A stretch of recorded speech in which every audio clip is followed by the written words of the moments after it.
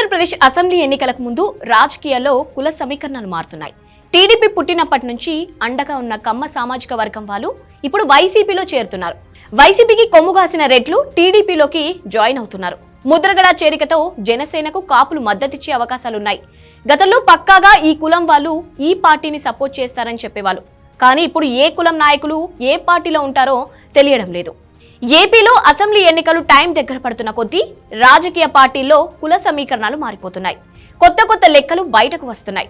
TDP నుంచి కమ్మ సామాజిక వర్గం నేతలు వైసీపీలో చేరుతుండగా వైసీపీ నుంచి రెడ్డి కులస్తులు సైకిల్ ఎక్కుతున్నారు. కాపుల్లో చాలా మంది జనసేనకు పవన్ కళ్యాణ్ కు అండగా ఉన్నారు. కాపు ఉద్యమ నేత ముద్రగడ పద్మనాభం కూడా జనసేనలో చేరతారని టాక్ నడుస్తోంది. దాంతో మెజారిటీ కాపుల ఓట్లు జనసేనకు టర్న్ అవుతాయని అంటున్నారు. గతంలో ఎన్నడూ లేని విధంగా ఏపీలో ఈసారి కులాల కుంపట్లు చెలరేగే అవకాశాలు కనిపిస్తున్నాయి. మొదటి నుంచి కమ్మ సామాజిక వర్గం ఎక్కువగా ఉన్న నియోజకవర్గాలను టీడీపీ గెలుస్తోంది. కానీ 2019 ఎన్నికల్లో అవి వైసీపీకి టర్న్ అయ్యాయి.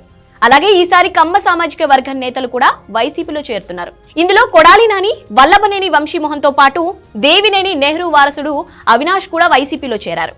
రీసెంట్ గా విజయవాడ ఎంపీ కేసీనేని నాని కూడా జగన్ కు జై కొట్టారు.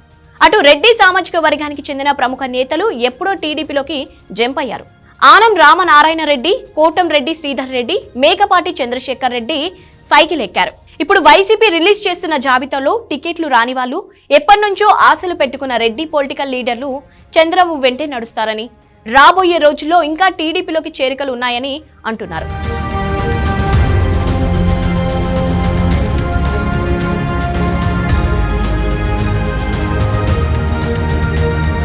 వైసీపీ టీడీపీకి ఎప్పటి నుంచో కొమ్ము కాసిన రెడ్డి కమ్మ సామాజిక వర్గం నేతలు ఇప్పుడు ఉన్నట్టుండి ఆ పార్టీ వదిలి ప్రత్యర్థి పార్టీలో చేరడానికి అనేక కారణాలున్నాయి.